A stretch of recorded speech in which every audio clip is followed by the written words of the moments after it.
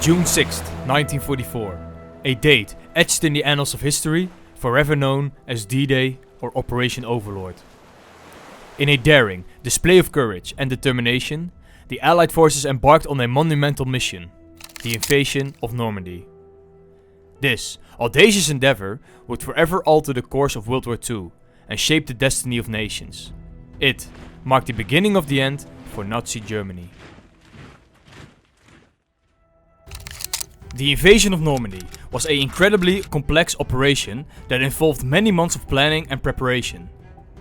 The success of the invasion hinged on a number of factors, including the element of surprise, the planning and intelligence gathering, the coordinations of the different units, the logistics, air and naval support, and the weather and the ability of the Allied forces to adapt and overcome unexpected challenges.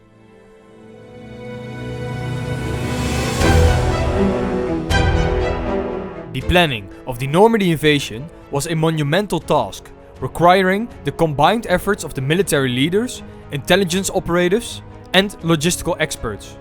It was a bold plan and it required meticulous planning and attention to detail. From 1942 to 1944, one subject dominated Allied strategic debate: the creation of a second front in Europe. During these years, the Soviet Union single-handedly resisted a massive German invasion. Stalin demanded his allies strike at the heart of Hitler's empire in the northwest of Europe, establishing a second front. So, the planning process began in 1943, with the Allies establishing a planning headquarters in England. The top military leaders from the US, UK and Canada came together to devise a strategy to invade German-occupied France.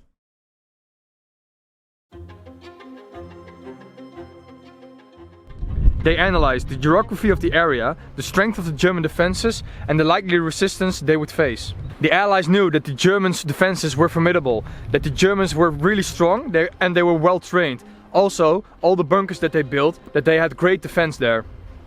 The coastline defenses were called the Atlantic Wall, which was a more than 5,000 km long defensive line that Nazi Germany built along the west coast of the occupied territories in Western Europe to prevent an Allied invasion.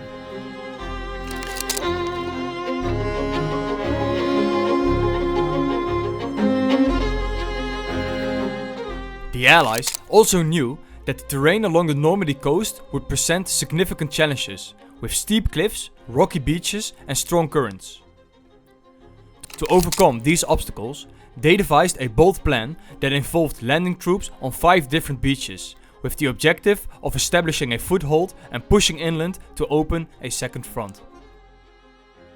One of the critical components of the planning process was intelligence gathering. The Allies knew that they needed to gather as much information as possible about the German defenses and troop movements. They sent in spies, conducted aerial reconnaissance and intercepted German communications. This intelligence was used to inform the planning process and to identify weak points in the German defenses. The Allies also knew that they needed to deceive the Germans from the location of the invasion. To do this, they conducted a series of deception operations, including the creation of a phantom army and the use of fake radio transmissions. They also spread misinformation about the timing and location of the invasion to confuse the Germans.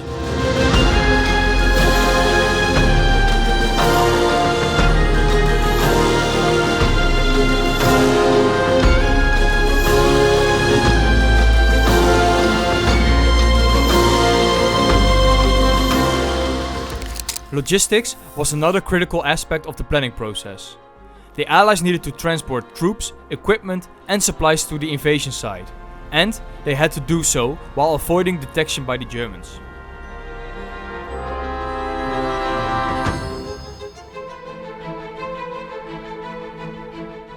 They constructed artificial harbors and pipelines to supply fuel, food, medicine and ammunition. They also established a network of airfields and supply depots to support the operation. Perhaps the most exciting aspect of the planning process was the preparation of the troops. The soldiers who would be involved in the invasion underwent rigorous training, including amphibious assault training, live fire exercises and simulation drills.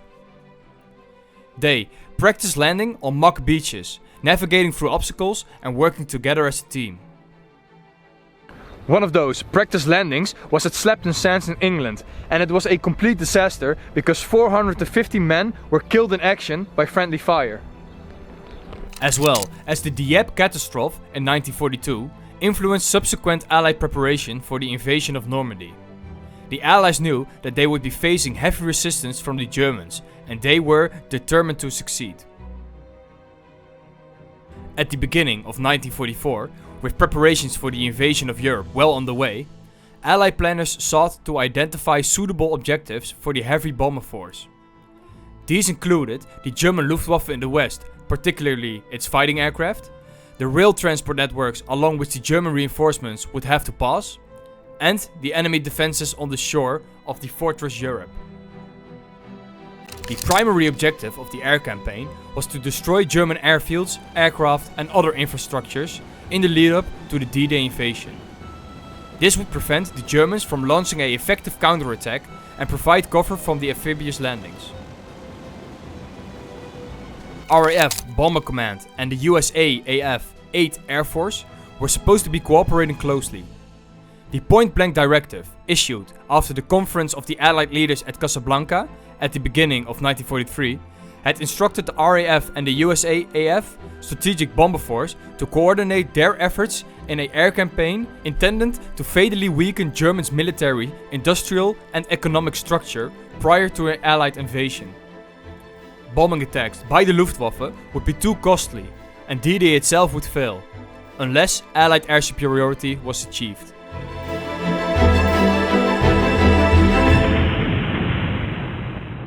But British Air Chief Marshal Sir Arthur Travis Harris paid only lip service towards the plan, choosing to concentrate on city attacks as he did before.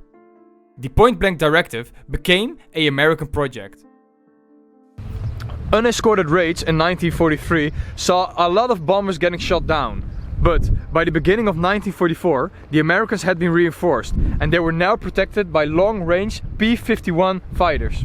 The tide of the war was now about to turn in their favor. The whole air campaign involved a variety of tactics, including bombing raids, strafing runs and aerial reconnaissance. The Allied also employed deception tactics, such as creating fake airfields and radio transmissions to mislead the Germans about their intentions.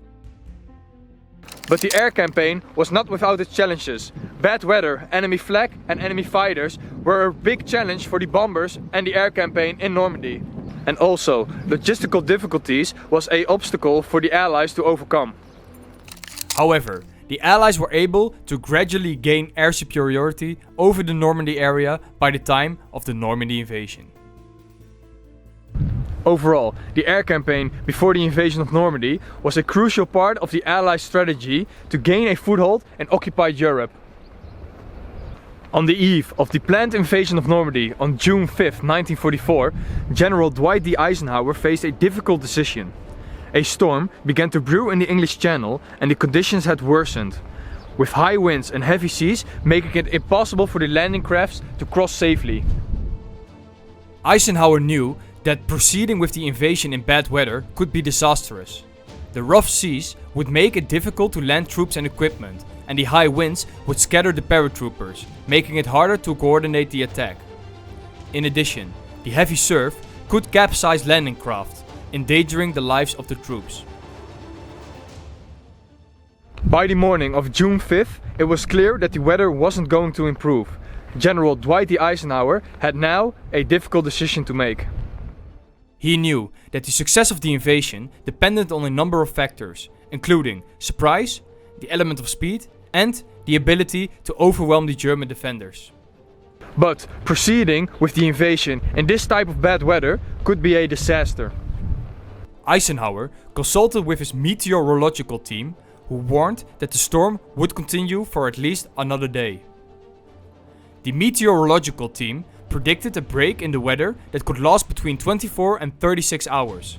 The decision to launch rested squarely on the shoulders of General Eisenhower. Over 5,400 assault craft with 156,000 men were at sea, 3 million other soldiers, almost 11,000 aircraft, and a trailing procession of vehicles, equipment and armament extended through London and beyond. The option Ike favored would determine the war's outcome. After weighing the risks and benefits, he made the difficult decision to postpone the invasion by 24 hours, until June 6th. The decision to delay the invasion was not an easy one.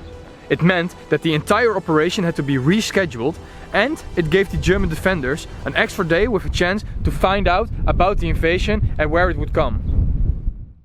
Delaying the invasion by 1 day was a calculated risk that he believed was necessary to ensure the success of the operation.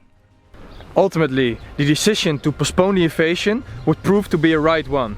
This is what Eisenhower had to say about that day. Early on the morning of June 4th, I came from my camp, about a mile from here, came into this room. And Captain Stagg, who was the chief meteorologist for the Allied forces, he was supported by 2 or 3 Americans, a couple other Britishers. But he made the presentations. That morning, the stars were out, it looked beautiful, and he gave us the worst report you ever saw. And he talked about gales hitting the Normandy beaches, and winds up to, the rate of 45 miles an hour, that kind of thing. Landing would be impossible. So I just said, all right, we have to postpone. So we postponed for 24 hours. Soldiers, sailors, and airmen of the Allied Expeditionary Force, you are about to embark upon the great crusade toward which we have striven these many months. The eyes of the world are upon you. The hopes and prayers of liberty-loving people everywhere march with you. In company with our brave allies and brothers in arms on other fronts, you will bring about the destruction of the German war machine, the elimination of Nazi tyranny over the oppressed peoples of Europe, and security for ourselves in a free world. Your task will not be an easy one. Your enemy is well-trained, well-equipped, and battle-hardened. He will fight savagely. The tide has turned. The free men of the world are marching together to victory. I have full confidence in your courage, devotion to duty, and skill in battle. We will accept nothing less than full victory. Good luck, and let us all beseech the blessing of Almighty God upon this great and noble undertaking.